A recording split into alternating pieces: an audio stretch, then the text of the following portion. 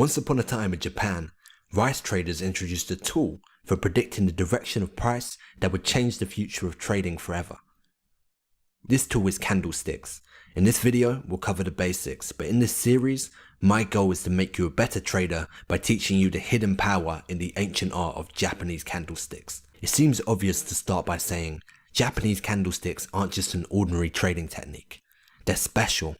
Unlike traditional technical indicators, which overlay lines, graphs, and other external tools, candlesticks are an internal form of reading a market. This is a candlestick chart. Each individual candle represents a price movement. The candles are unlike other indicators because they are embedded into the price. When we read the candle, we read the price, and reading the price gives us a window into the psychology of the market participants. Let me show you how to read a candlestick chart. Candles have 4 variables: the open, high, low, and close. Let's look at the evolution of a live candle, and I'll point out each variable along the way. This is a 4-hour chart, so each candle represents the price movements of a 4-hour period. Here we see the open.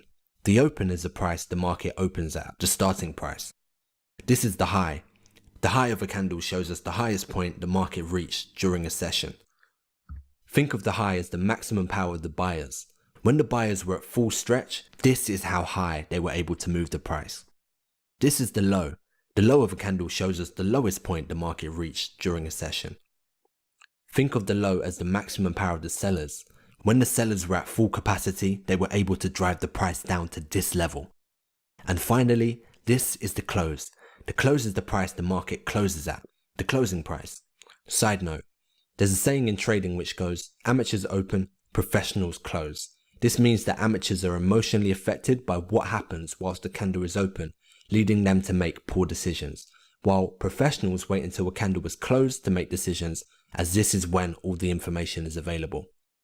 When we refer to the upper wick or upper shadow, we're talking about this portion of the candle.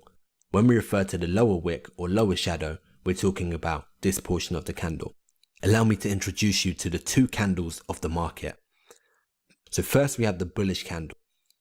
When a candle closes higher than it opens, it forms a bullish candle, which is green, and it generally shows that the buyers are in control of that candle. When a candle closes lower than it opens, it forms a bearish candle, which is red, and this generally shows that the sellers are in control of that candle. These are the basics of reading a candlestick chart. Thanks for watching. If you enjoyed this video, be sure to like and subscribe to stay informed of all future videos.